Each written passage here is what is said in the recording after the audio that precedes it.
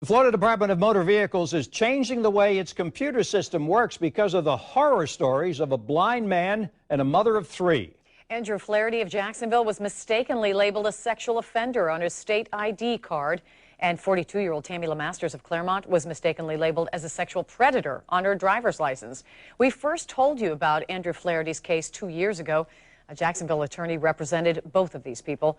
Channel 4's Tarek Miner talked with him and explains how the state recently fixed the problem. Tarek? Well, Mary, both cases were honest accidents. A clerk at the DMV goes to a drop-down menu on their computer screen, and instead of designating the driver as an organ donor, he or she clicks sexual offender or predator. It has happened 4 times, according to a local attorney who hopes that these new changes ensure it'll never happen again.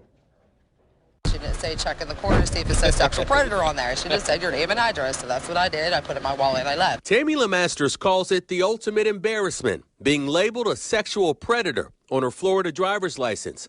But after threatening to sue the State Department of Highway Safety and Motor Vehicles for defamation, the state changed its procedures within 2 weeks to prevent it from happening again. Now they've completely redone the system where sexual offender and sexual predator are separate, and there's not one but 2 "are you sure" type warning screens. LeMasters attorney John Phillips says the state made 3 changes to their computer system that make it almost impossible to label someone's license incorrectly.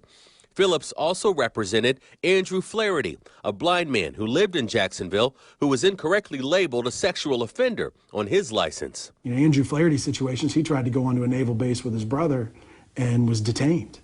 And people give the government the benefit of the doubt. 2 years ago, Flaherty talked with News4Jax. Wow, I was completely floored. I've never been accused, much less being convicted of something that horrible. DMV clerks are also now required to blow up a photo of a person's driver's license and have the customer and another clerk review it for accuracy.